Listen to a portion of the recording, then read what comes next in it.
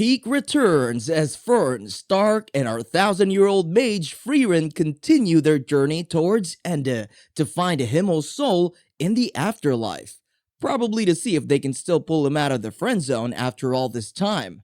Today we're recapping the entirety of Season 2 of Frieren, Beyond Journey's End. Let's see what shenanigans our trio are up to now. It's been 29 years since the death of Himmel the hero, and Frieren, Fern, and Stark continue traveling north towards Enda, and they realize they're broke AF. Fern points out that they need to find work as soon as they get to the next town. Stark seems a little shocked that Fern is already planning that far ahead, but Fern points out that it's only natural to do so when you're on a long journey. In any case, they reach the Somme marshes, and after Stark's disastrous attempt at fishing, he is shocked to find Frieren being up so early. Frieren pulls out a magic nullifying crystal from a bush nearby and shows it to the group. She reveals to them that besides its anti-magic properties, the chunk they found could fetch a high price and buy them a whole-ass mansion. Plus, it doubles as a flashbang grenade if you pour too much mana into it. In the end, they leave it in the forest since it turns off their magic capabilities, which would be dangerous if a monster attacks them out of nowhere. Foreshadowing. After a bit of walking, Frieren reveals that they'd have to pass by a volcanic area before they could get further up north. You know what that means, boys. We're getting an onsen episode in the near future. Let's freaking go! Then the ground suddenly gives way and swallows them whole, only to drop them into an entire cave system full of, yep, you guessed it, those magic nullifying crystals.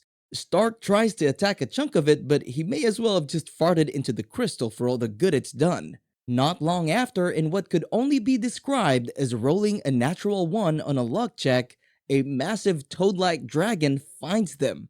See, I told you, foreshadowing. Stark worries about the girls and laments at how all he wants to do is run away in the moment. Frieren, then recalling what Himmel said to Eisen so long ago, just says, "Great, let's run away together then."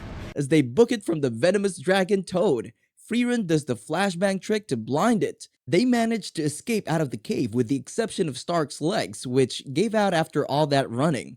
R.I.P. Stark's legs. 07's in the chat, boys.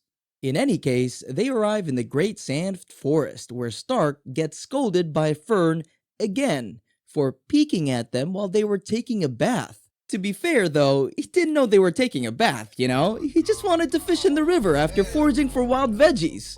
He didn't know they were there, Your Honor. My boy is innocent. Anyway, they find an inn along the way and decide to rent out a room for the night, when lo and behold, they see Werble and his group inside. After thanking Stark for his help with hunting down a Fresser, Werble reveals that he's on his way to the northern frontier because demons have been rampaging there again. Bro is going to help out with protecting the north against the White Walkers like the Giga Chad that he is. Oh, sorry, wrong show.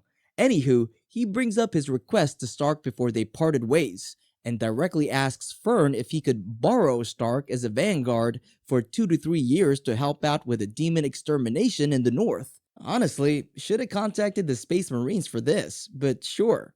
Frieren just told Werble to do whatever you want, but in the end, he fails to convince Stark anyway. Stark and Fern even have a gentle moment on a patio somewhere, where Stark admits that the reason why he joined the group was because Fern inspired him to. And I was sitting there kicking my feet, trying hard not to scream, "Now kiss!"